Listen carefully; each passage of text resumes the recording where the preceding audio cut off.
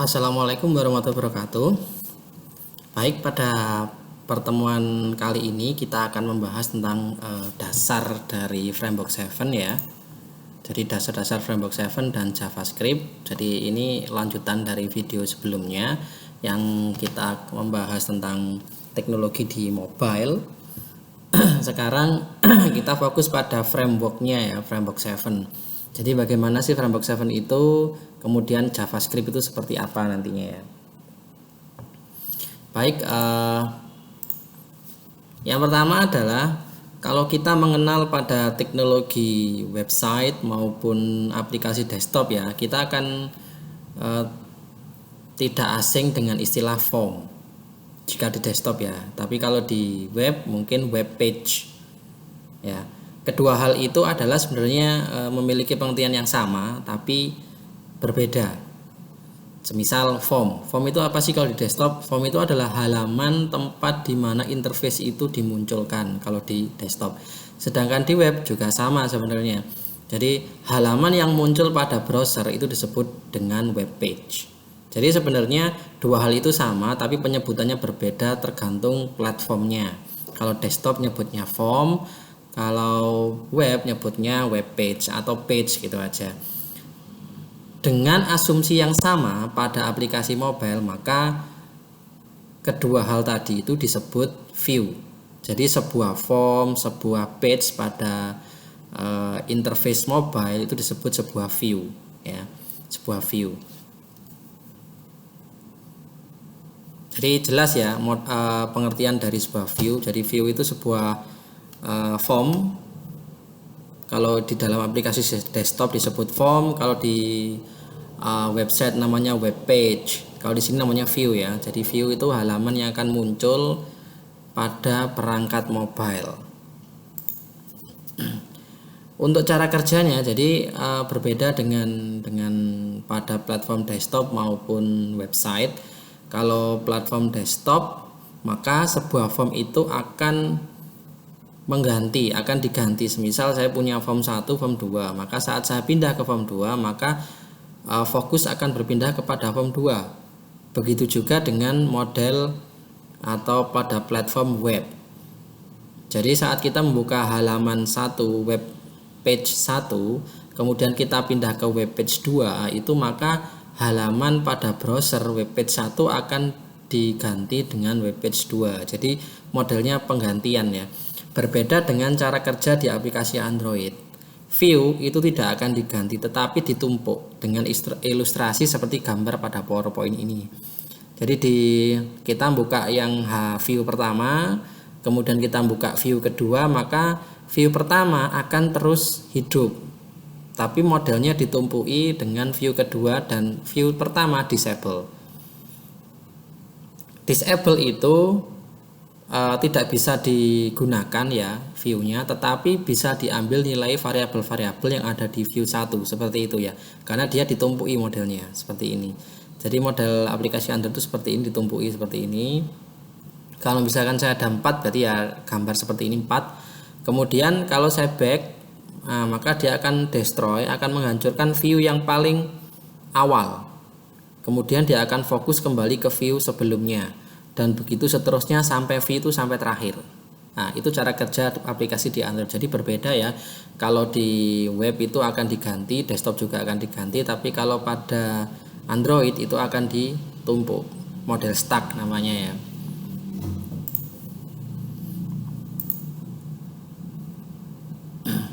Oke, itu konsep dasar dari aplikasi Android nanti. Kemudian untuk Framework 7-nya, jadi sebenarnya Framework 7 itu pernah saya jelaskan juga di video sebelumnya, bahwa Framework 7 itu merupakan framework yang digunakan khusus untuk mengatur interface pada perangkat mobile ya. Khusus interface pada perangkat mobile. Berbeda dengan desktop yang memang UI-nya kita bikin sendiri, tapi di sini Framework 7 sudah ada ya, hampir mirip seperti Bootstrap kalau di teknologi website. Jadi dia hanya mengatur pada user interface-nya, tetapi tidak mengatur pada proses datanya. Pemrosesan data akan ditangani oleh bahasa client side seperti JavaScript, macam-macam. Nanti kita bisa menggunakan JavaScript native atau framework JavaScript seperti jQuery, Angular dan seterusnya. Tapi nanti fokus kita adalah kita belajar interface terlebih dahulu dan sedikit pemrosesan data. Kemudian nanti kalau sudah, maka kita akan lebih fokus ke pemrosesan datanya menggunakan JavaScript dan jQuery. Maksud saya JavaScript native dan jQuery ya.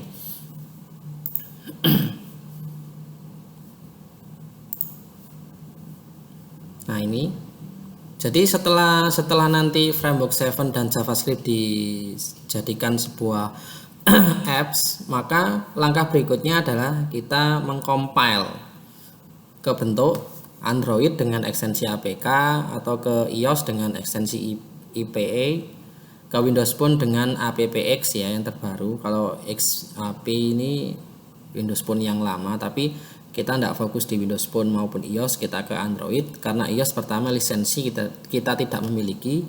Windows Phone karena sudah tidak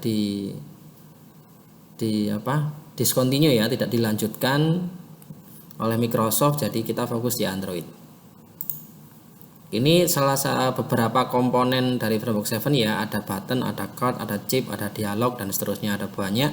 Nanti kita bisa lihat langsung di project Framework 7-nya ya. Ini juga sama. Nah, sebelum kita nanti ke bentuk Framework 7-nya, kita harus tahu dulu strukturnya. Jadi sebuah view pada Framework 7 ya, itu dibagi menjadi dua. Jadi view main sama view secondary. View main itu interface utama, jadi interface awal yang dimunculkan pada perangkat mobile nantinya. Jadi view main ini yang mengatur seluruh cara kerja dari view sekunder dan seterusnya. Jadi view sekunder itu view berikutnya. Kalau view main itu view yang pertama kali, view yang paling awal. View main pasti akan selalu hidup saat view-view berikutnya diakses. Jadi seperti konsep stack tadi ya, jadi view main itu view yang pertama.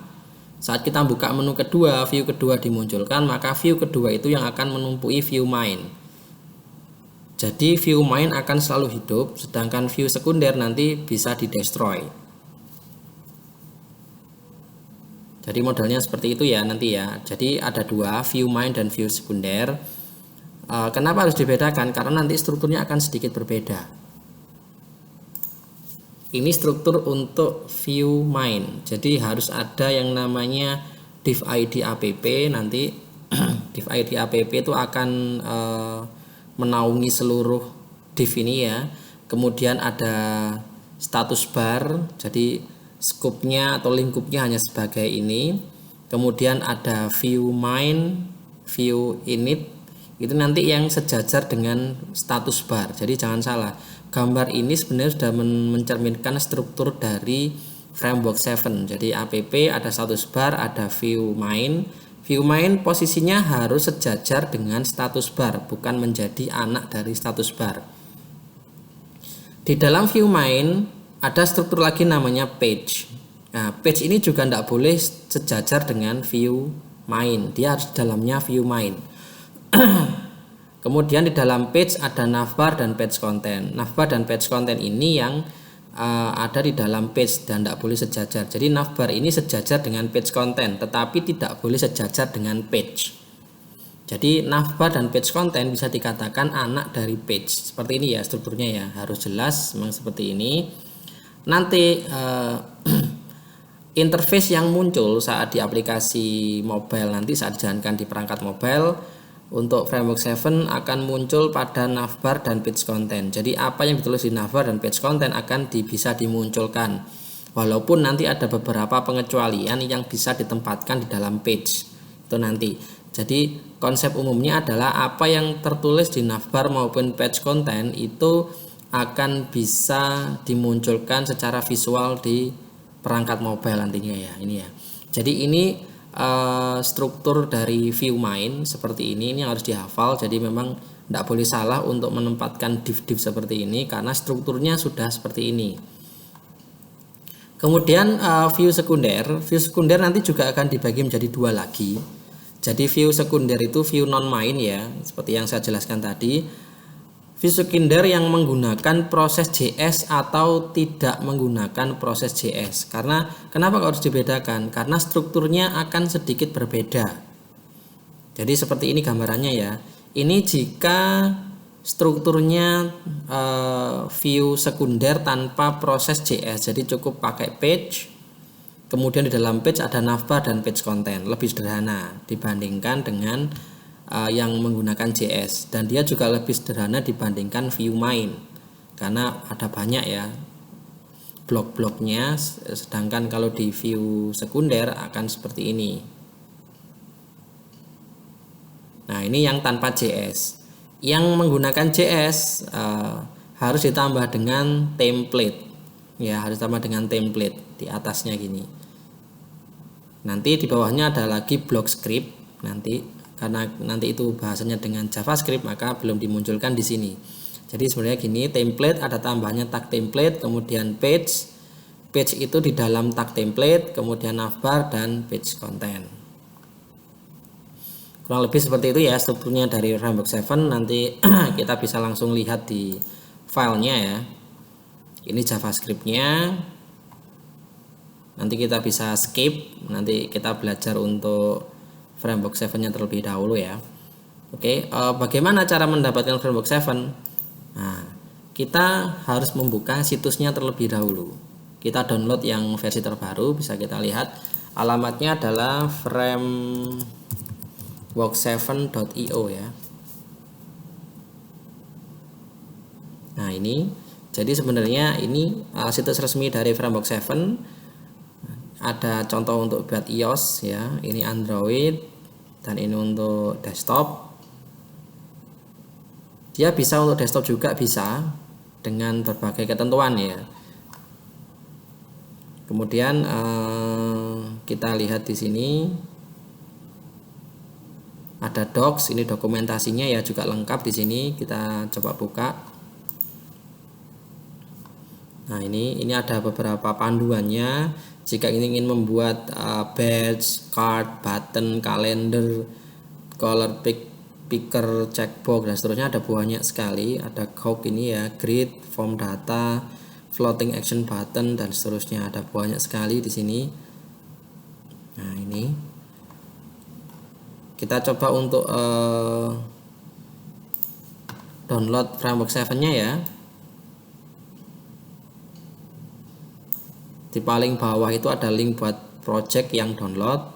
Kita buka, dia akan diarahkan ke GitHub. Nah, yang terbaru adalah 5.7.1 3 hari yang lalu ya. Ini kan ada keterangannya ya. Ini 570. Framework 7 itu sangat cepat sekali perubahannya. Jadi versi-versinya sudah cepat. Ini 10 hari yang lalu, ini sedangkan 3 hari yang lalu sudah beda versi lagi. Ini 17 hari yang lalu. Sangat cepat sekali ya. Kita download yang terbaru, kita pilih yang source code zip aja. Kita klik, kita download, misalkan saya taruh master ini ya, start download.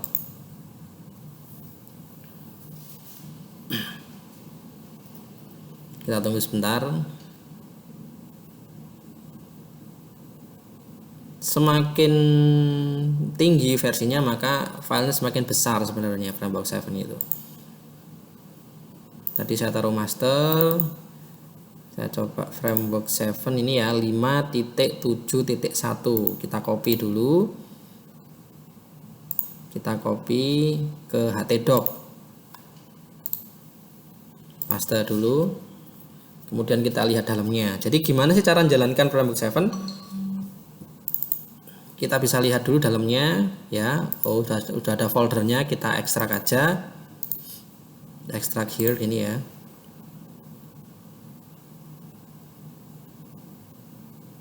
Oke, tadi F7 strip ini ya, kita copy aja, kita jalankan di browser. Kita menggunakan Google Chrome.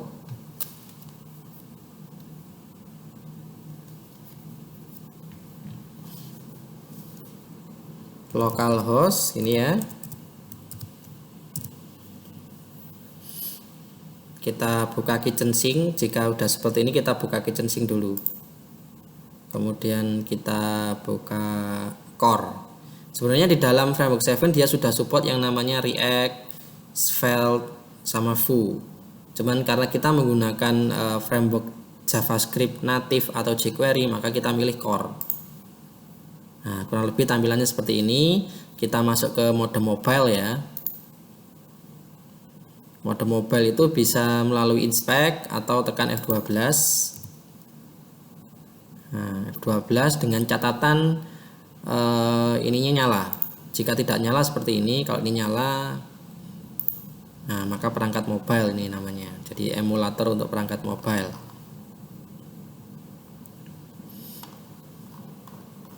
Nah, ini ada banyak ya, kita bisa lihat strukturnya bagaimana.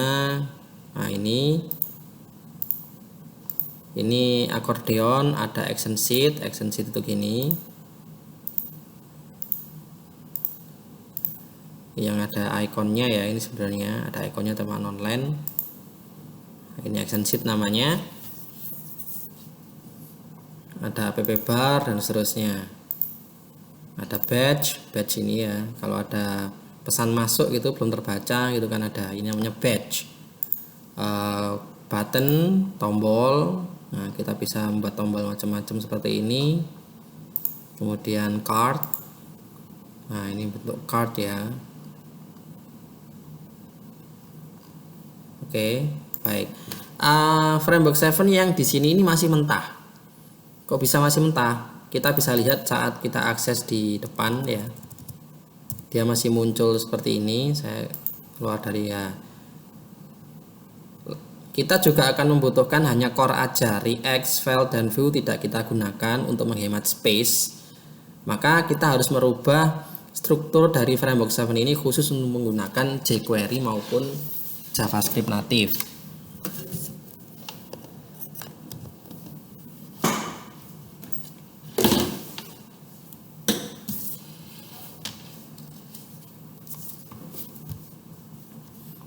Caranya, nah kita akan rubah strukturnya sedikit ya. Jadi nanti akan dimodel strukturnya. Jadi saat kita akses seperti ini, maka dia nggak muncul seperti ini, tapi langsung menjalankan Framework 7-nya. Jadi kita rubah dulu. Kita buat folder dulu ya. Folder F7. Nah, F7 seperti ini, oke. Kita buka Framework 7 yang masih asli. Kita ambil folder kitchen sink ya, kitchen sink yang core. Kita kok lihat yang core dalamnya. Di dalam core kita copy semua yang di dalam core ya. Jadi saya ulang lagi, di Framework 7 kitchen sink ada core. Di dalam core copy semua, Ctrl A gitu aja. Jika sudah, kita paste di folder F7 seperti ini. Oke, jika sudah, maka kita kembali lagi ke Framework 7-nya. Ganti, kita akan masuk ke folder package. Ada folder core ya. Di dalam package itu kita tidak mengcopy dalamnya core, tapi yang kita copy adalah folder core-nya. Kita copy, kita paste di F7, paste. Core itu engine-nya, jadi mesinnya untuk menjalankan Framework 7-nya di core ini. Kalau menggunakan Angular tadi ya folder Angular-nya ya. Karena kita menggunakan JavaScript native dan jQuery, maka ini yang kita copy. Jika sudah, maka di dalam indeks kita rubah sedikit script-nya ya. Kita buka menggunakan script editor. Hanya sedikit yang dirubah. Kita lihat di baris nomor 11 ya. Ini kita hapus, jadi langsung kita masukkan folder core seperti ini. Kita simpan, kemudian kita paling bawah dengan cara yang sama. Jadi sisakan yang core saja, ini dihapus, simpan. Oke, kita coba untuk akses. Kita masuk ke mode mobile, localhost F7. Nah, sudah muncul ya, langsung muncul. Jadi kita fokus ke sini. Nah, ini komponen-komponennya ada yang misalkan skeleton course layout ini. Jadi modelnya seperti ini, layout yang sering digunakan di aplikasi mobile misalkan ya. Nah, gini kalau loading progress. Nah, seperti itu. Ada timeline vertikal seperti ini, timeline ya.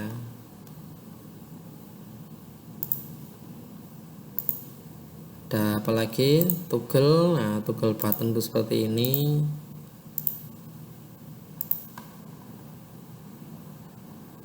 Ada pop up. Nah, ini namanya pop up.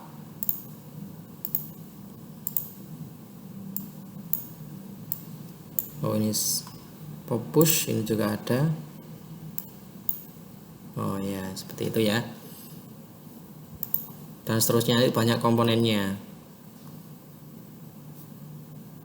Oke, jika sudah, maka kita bisa lihat struktur di indeksnya ini ya. Jadi indeks ini merupakan view main. Jadi view main pada framework 7 itu harus bernama index. Sedangkan view sekunder dia tidak bernama index.html seperti ini ya. Silakan menggunakan nama yang lain, tidak ada masalah, dan tempat penyimpanannya di dalam folder page seperti ini. Nah, ini view sekunder. View sekunder dari framework 7. Jadi ini view mainnya, ini view sekundernya di dalam folder page.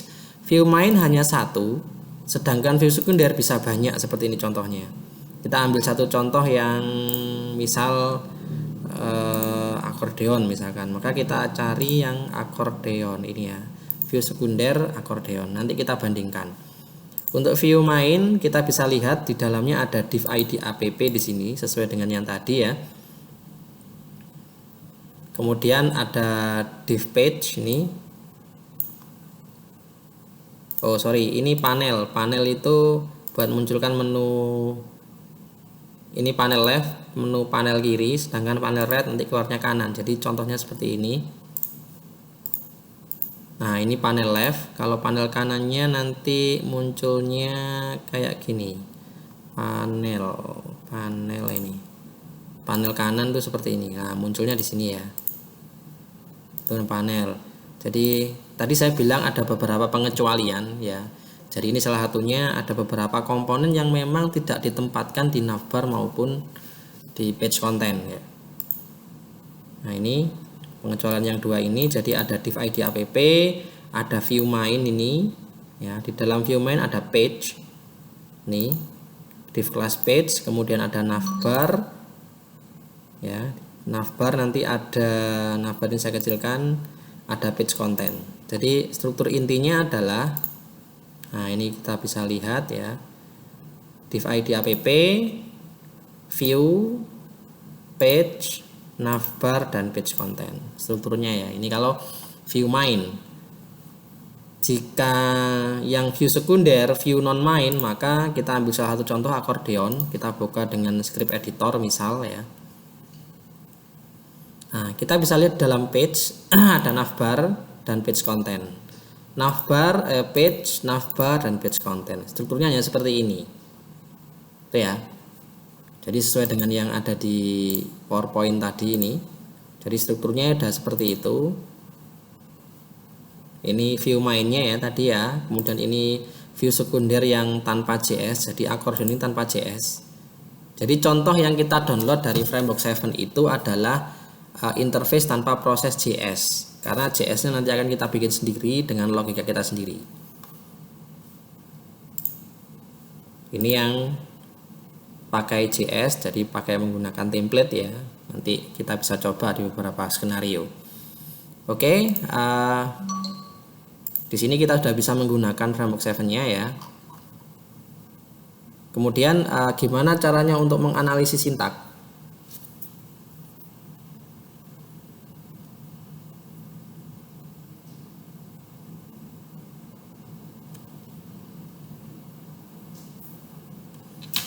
Untuk menganalisis sintaks, semisal contoh saya ambil contoh yang button aja ya. Button. Button di sini misal saya mau membuat button color ini ya, color fill button untuk yang warna red misalkan. Gimana saya bisa mengetahui sintak ini?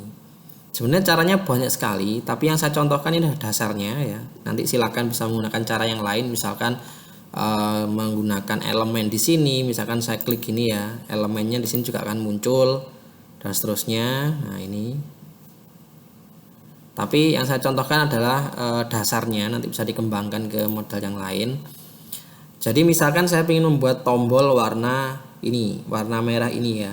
Jadi caranya adalah kita mencari sintak terdekatnya. Di sini ada color fill misalkan. Maka kita membuka terlebih dahulu view ini, view button. Kita bisa di dalam misalkan ya F7, folder pick, button. Kita buka dengan script editor, kemudian kita searching, Ctrl F, color fill. Nah ini color fill ini, maka yang berwarna merah adalah yang ini, karena kita tahu bahwa tadi bertulis red. Nah di sini berarti sintaknya adalah cukup seperti ini. Nah ini sintak yang digunakan untuk membuat sebuah tombol di Framework 7. Dia menggunakan kelas button fill color red. Jika ingin menggunakan warna merah, jika ingin biru maka di bawahnya juga ada ini ya, color blue. Lah seperti ini. Jadi konsepnya hampir sama dengan Bootstrap. Di dalam Framework 7 juga menggunakan kelas-kelas khusus ya, yang tentunya milik Framework 7 ya. Jadi button ini ada button fill color red.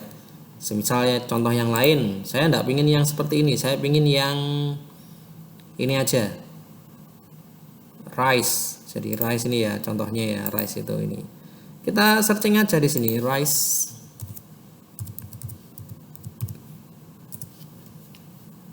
Ini rice ya. Nah di sini berarti button rice. Jadi menggunakan button rice. Nah seperti ini cara untuk melihat contoh yang lain. Semisal saya ingin mencoba yang contoh yang lain ya, toggle button misal, toggle. Nah ini gimana toggle yang button? Ini sangat mudah, kita cari aja superheroes di toggle ini. T, kita cari T, toggle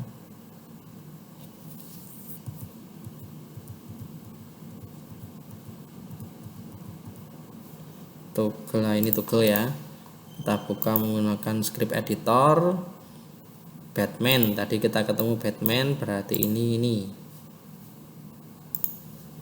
Nah itu warna biru ya Batman, maka berarti toggle itu menggunakan ini label kelas toggle init. Dia ternyata menggunakan komponen sebenarnya checkbox, menggunakan kelas toggle icon, maka nanti dia akan seperti itu. Ini Aquaman warna biru, Superman warna merah ya. Nah, kan warna merah jelas di sini. Nah, caranya seperti itu. Jadi untuk melihat sintak dari Framework 7, kita bisa membuka filenya ya. Jadi kita harus punya Framework 7 yang asli ini, source code-nya ini ya, untuk mempelajari bagaimana sih cara membuat komponen ini. Sebenarnya tidak harus di sini. Misal tombol tadi ya, kita bisa lihat dokumentasinya di sini. Button misalkan, button. Kita buka button. Nah, di sini juga ada button fill misalkan, fill style button fill iOS. Nah ini juga ada. Jadi ini kelas-kelasnya, sudah ada kelas-kelasnya. Tetapi masalahnya dokumentasi ini tidak menyertakan contoh jadinya. Dia hanya menjelaskan sintaknya saja. Berbeda dengan model yang ini.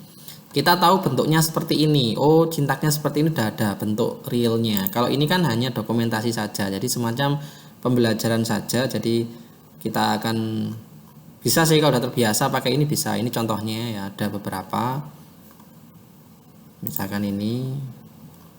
Nah, ini tapi tidak bisa tahu ini yang sebelah mana kan gitu. Jadi lebih enak menggunakan yang ini ya, kalaupun menggunakan ini juga tidak ada masalah karena tiap orang berbeda-beda cara memahaminya. Ya, ini untuk membuat komponennya seperti itu caranya. Nanti kita akan skenariokan beberapa praktikum yang digunakan untuk membuat sebuah aplikasi mobile secara sederhana gitu ya. Oke ya, baik ya. Ini cara menjalankan framework 7-nya. Kemudian tidak lupa kita harus juga nyeting browsernya agar lebih mudah digunakan untuk mengemulasi atau istilahnya ya, mempraktekkan inilah di dalam browser ini.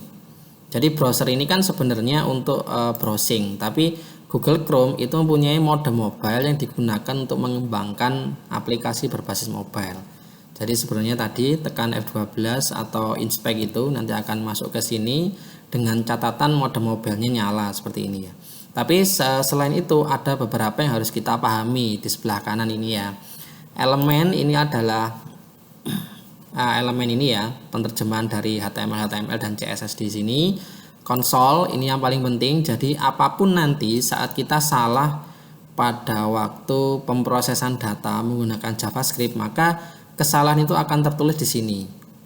Jadi JavaScript misalkan salah, kurung misalkan, maka di sini akan tertulis keterangannya. Jadi missing curl gitu atau gimana, nanti missing buka kurung dan seterusnya, nanti ada kesalahan. Jadi intinya konsol digunakan untuk melihat apakah ada kesalahan pada JavaScript yang kita tulis nanti di sini. Kemudian network ini penting ya, biar dia tidak menyimpan chase. Jadi chase itu seringnya gini, chase itu nanti saat kita simpan lagi, kita refresh untuk ininya, maka dia tidak akan berubah karena masih mengakses pada chase yang lama. Jadi yang lama, maka ini harus di disable chase ya, dicentang networknya, dicentang disable chase. Jika sudah maka langsung di clear chase. Jadi setelah nyeting ini jangan lupa langsung kemudian history, misalkan history clear browsing data, kemudian ini all time ya, centang semua all time, clear data, seperti itu, seperti ini. Nah udah, jadi untuk pertama kali saja seperti itu setelah nyeting ini. Kemudian berikutnya yang penting adalah di application ini ya. Jadi kalau kita pernah belajar pada website, pasti nggak asing dengan istilahnya session dan cookie ya. Session dan cookie. Jadi biasanya digunakan untuk nyimpen login dan seterusnya, macam-macam sih, tergantung kebutuhan, nggak harus login. Nah di sini itu juga ada, ini teknologi dari JavaScript. Itu ada yang namanya local storage dan session storage. Nanti akan melihatnya di sini di application ini ya. Jadi local storage itu pengertiannya hampir sama dengan cookie, sedangkan session storage sama dengan sessionnya di website itu. Jadi saat kita login itu gimana, nanti akan disimpan di sini dengan berbagai pengaturan ya tentunya. Tuh, jadi ada. Oke, untuk pertemuan kedua ini saya rasa cukup. Nanti bisa dicoba-coba terlebih dahulu, bisa dipelajari lebih lanjut. Nanti akan kita lakukan praktek yang berikutnya. Jadi kita akan membangun interface, bagaimana cara proses datanya dan seterusnya ya. Oke, mungkin cukup sekian video kali ini. Terima kasih. Wassalamualaikum warahmatullahi wabarakatuh.